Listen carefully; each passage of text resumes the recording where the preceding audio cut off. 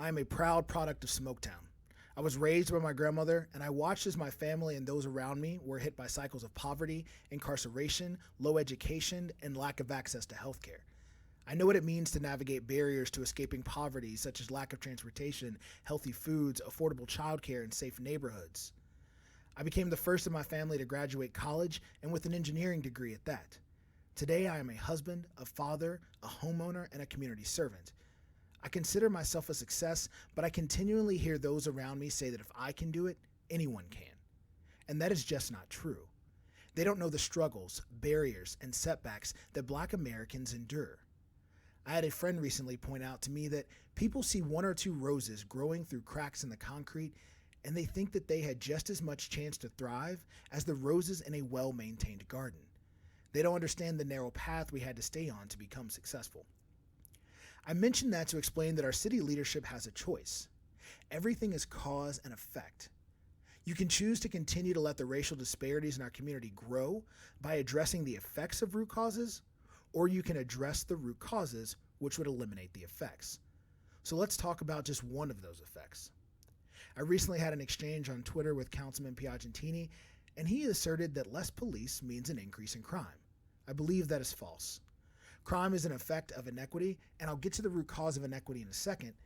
Now, there's less of a police presence in the east end of Louisville, and yet there isn't more crime, and especially not violent crime.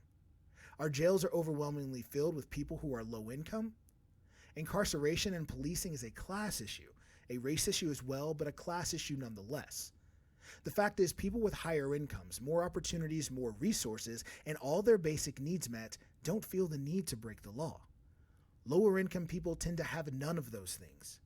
The reality is that people become desperate and they do what they have to make ends meet. They are then arrested for stealing, for selling drugs, or so many other things, when in reality, the only crime they committed was being poor. How many young people who get caught up in the cycle of incarceration could have become so much more with the guidance and by being armed with the tools they need to be successful? So what's the root cause of racial inequity in our community? I would hope that all of you are familiar with the practice of redlining and how it substantially contributed to creating the wealth gap, perpetuating the negative cycles in minority communities, and solidifying the barriers to escaping poverty. Louisville is one of the hardest hit cities in the nation. Taking a look at our redlining map and comparing it to our city today reveals a truth that we all know. Louisville is incredibly segregated, and make no mistake, this was purposefully done by our federal government through the FHA. If you really want to right wrongs and help build racial equity in our city, we need to start there. We need to be as intentional in building these communities up as the federal government was in destroying them. To our Louisville leadership, we made national news last year for all the wrong reasons. We have a chance to become a model for other cities to follow and to make the news for the right reasons. As you put together a budget for next year, keep racial equity in mind.